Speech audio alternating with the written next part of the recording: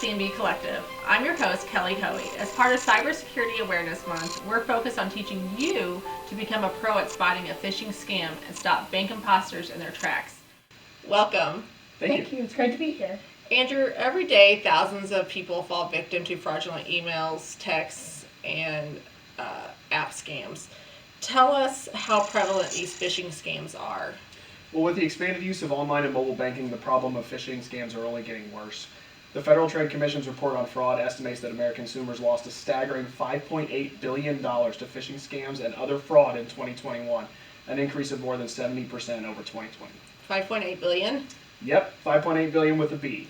Truly staggering amount. Shannon, what exactly is a phishing scam? Phishing scams are when scammers pretend to be a bank and fish for information through fraudulent emails, calls, and texts. The communication is designed to trick you into providing confidential information like account numbers, passwords, PINs, either online or over the phone to someone imitating a bank employee. If someone were to fall victim to one of these scams, what information does the scammer take and what do they do with it? Scammers then take advantage of the expanded access to digital banking and they transfer funds out of the customer's accounts to themselves. How can customers protect themselves from these types of attacks? The best way to learn how to spot shady emails, phone calls, text messages, and payment app scams is to know the things your bank would never ask. Banks never ask that. That sounds pretty interesting. Let's dig a little bit deeper into the different types of scams that affect people every day. Email scams account for 96% of all phishing attacks, making email the most popular tool for the bad guys. Often the scammer will disguise the email to look and sound like it's from your bank. So what are some of the signs of one of these types of email scams? Well, first you want to be on alert for any unexpected emails from the bank. Sometimes we send invitation emails when customers are enrolling in online banking, and those are totally fine. That said, if the customer is enrolling in online banking, then they will be expecting that email. An unexpected randomly received email from the bank is one of the first warning signs. Avoid clicking suspicious links from unexpected emails. If an email pressures you to click a link, whether it's to verify your login credentials or make a payment, you can be sure it's a scam. Banks never ask you to do that. Raise the red flags on scare tactics. Banks will never use scare tactics, threats, or high-pressure language to make you act quickly, but scammers will. Demands for urgent action should put you on high alert. Be skeptical of every email. In the same way defensive driving prevents car accidents, always treating an incoming email like a potential risk will protect you from scams. And lastly, watch for attachments and typos. Your bank will never send attachments like a PDF in an unexpected email. Misspellings and poor grammar are also warning signs of a phishing scam. Those are all great points. Let's move on how to identify a phone call scam. Scammers sometimes try to cheat you out of money by impersonating your bank over the phone. In some scams, they act friendly and helpful. In other scams, they try to scare you. Scammers will often ask for your personal information and get you to send them money, but banks never will. What should you watch for in a phone call scam? Watch out for a false sense of urgency. Scammers count on getting you to act before you think, usually by including a threat. Banks never will. A scammer might say, "Act now, your account will be closed," or even, "We've detected suspicious activity on your account. Don't give in to the pressure." Never give sensitive information. Never share sensitive information like your bank passwords, PIN, or one-time logins with someone who calls you unexpectedly, even if they say they're from your bank. Banks may need you to verify personal information if you call them, but they never the other way around. Don't rely on caller ID. Scammers can make any number or name appear on your caller ID. Even if the phone shows it's your bank calling, it could be anyone. Always be wary of incoming calls. Hang up. Even if it sounds legit, whether it's a scammer impersonating your bank or real call, stay safe by ending unexpected calls and dialing the number on the back of your bank card instead. Let's move on to our third point. Let's discuss more about text messaging scams. Recently, we've seen a substantial increase in phishing text message attempts. These text messages attempt to trick you into sharing personal information like your password, PIN, or social security number to gain access to your bank account.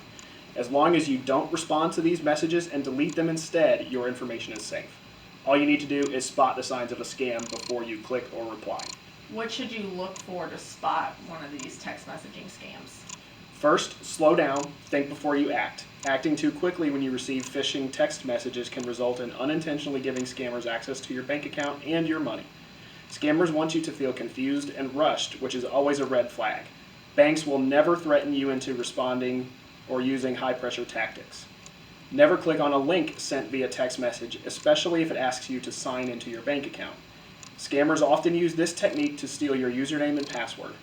When in doubt, visit your bank's website by typing the URL directly into your browser or log into your bank's mobile app.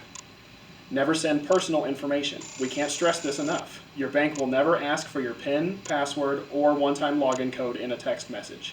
If you receive a text message asking for personal information, it's a scam. Lastly, delete the message. Don't risk accidentally replying or saving a fraudulent text message on your phone.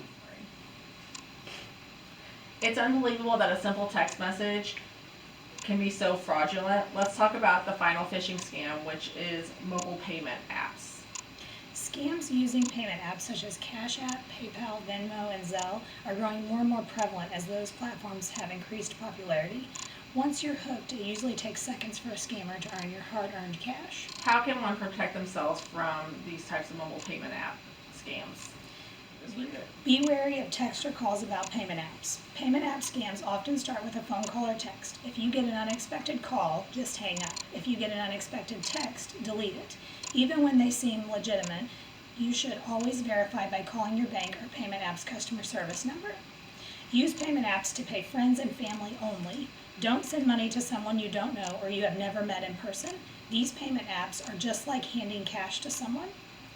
Raise the alarm on urgent payment requests. Scammers rely on creating a sense of urgency to get you to act without thinking. They might claim your account is in danger or being closed or threaten you with legal action. These high-pressure tactics are red flags of a scam. A real bank would never use them. Lastly, avoid unusual payment methods. Banks will never ask you to pay bills with a payment app or ask you to send money to yourself. Scammers can spoof email addresses and phone numbers on caller ID to look like they're from your bank, even when they're not. When in doubt, reach out to your bank directly by calling the number on the back of your card.